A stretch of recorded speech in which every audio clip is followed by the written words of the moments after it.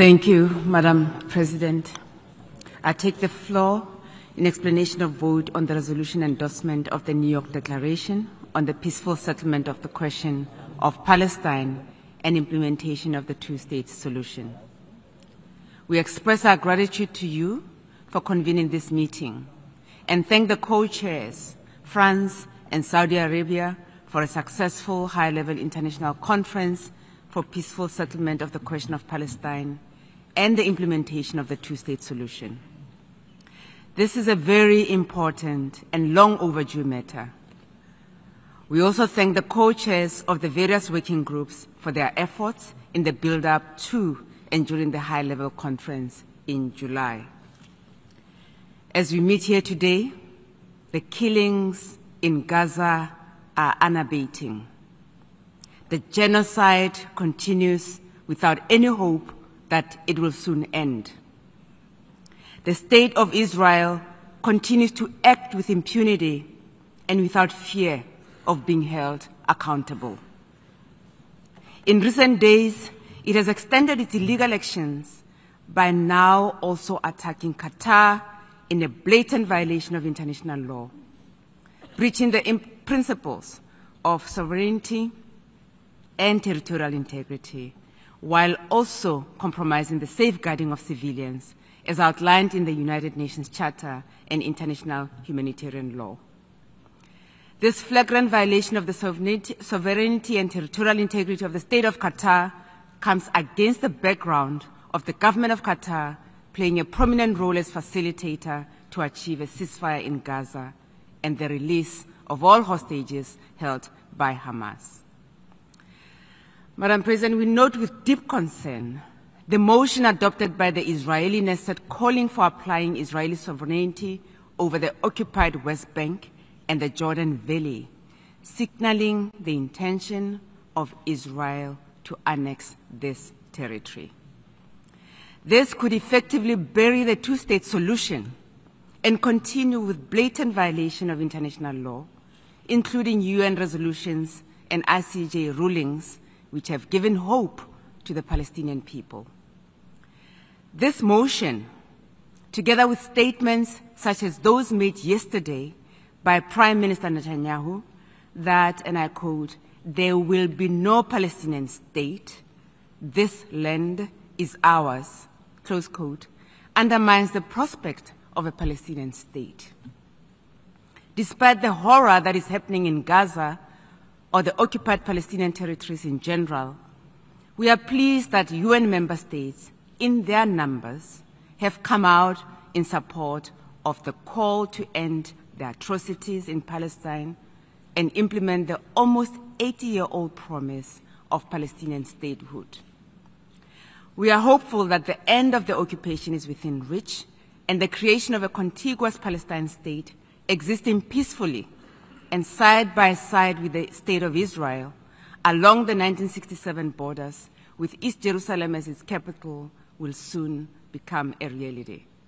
This resolution that we have adopted today, reaffirming the two-state solution, should not distract us from the urgent efforts that are needed to ensure an immediate ceasefire and an end to Israel's genocidal war against the Palestinian people.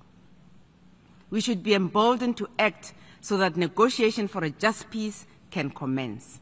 The stability of the Middle East region and international peace and security in general depends on a just and peaceful resolution to the question of Palestine and holding those who violate international law accountable to ensure that all states are safe from wanton and brazen aggression, and that international law remains credible.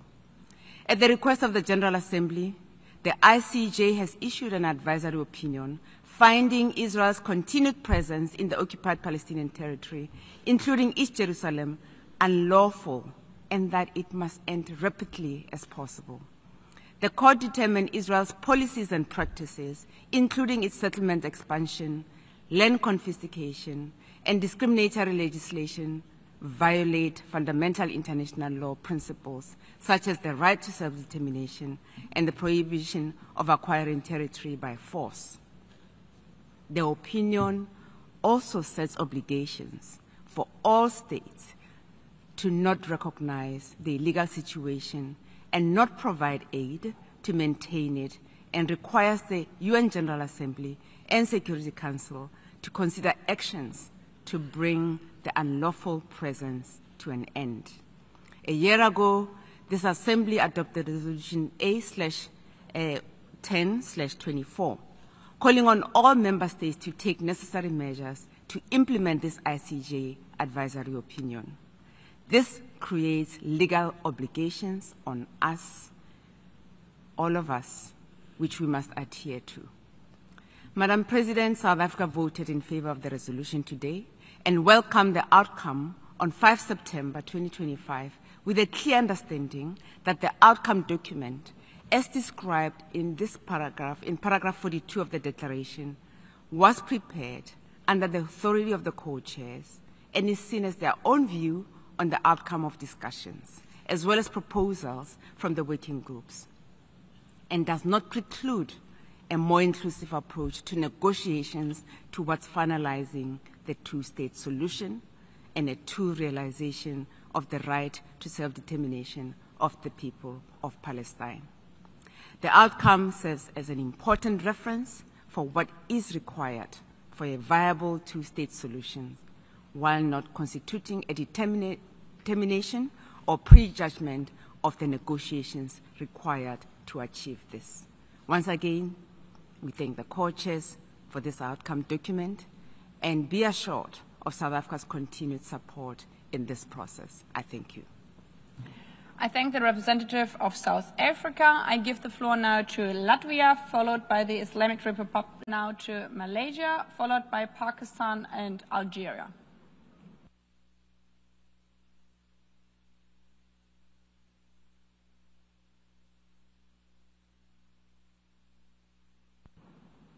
Malaysia. Thank you, Madam President. Malaysia commends the initiative of the Kingdom of Saudi Arabia and France, which have received overwhelming support of UN member states. Malaysia fully supports the collective efforts of the international community towards the two-state solution and recognition of the State of Palestine. This collective global commitment and acceptance of the two-state solution and recognition of the State of Palestine should be taken as a key step forward to end Israel's colonization, illegal occupation, and politics of dispossession in the occupied Palestinian territory. It is in this context that Malaysia is going along with the draft resolution that seeks to endorse the New York Declaration. At the same time, Malaysia wishes to make its position clear on the New York Declaration.